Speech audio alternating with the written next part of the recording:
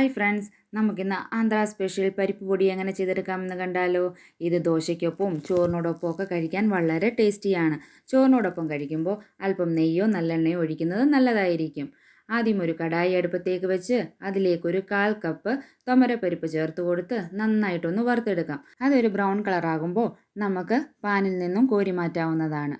എന്നിട്ട് 1/4 കപ്പ് ചെറുപരിപ്പും കൂടെ ചേർത്ത് കൊടുക്കാം. അതും നന്നായിട്ടൊന്ന് വറുത്ത് ബ്രൗൺ കളറാകുന്ന സമയമാകുമ്പോൾ അതും കോരി മാറ്റാവുന്നതാണ്.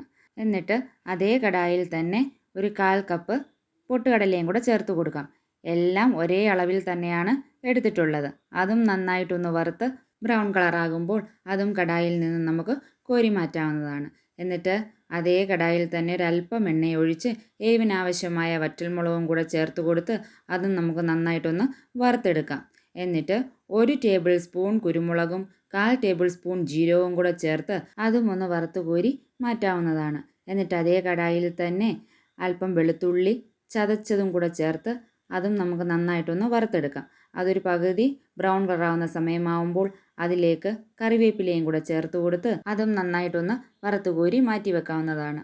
എന്നിട്ട് ഈ വറുത്ത് വെച്ചിരിക്കുന്നതിൽ അല്പം കായപ്പൊടിയും ഉപ്പും കൂടെ ചേർത്ത് കൊടുത്ത് നമുക്കിത് നാറിയ ശേഷം നമുക്ക് മിക്സിയുടെ ജാറിലിട്ടൊന്ന് തരിതരിപ്പാർന്ന രീതിയിൽ പൊടിച്ചെടുക്കാം. ഇത് 1 മാസം വരെ കേടുകൂടാവാതെ ഇരുന്നോളും.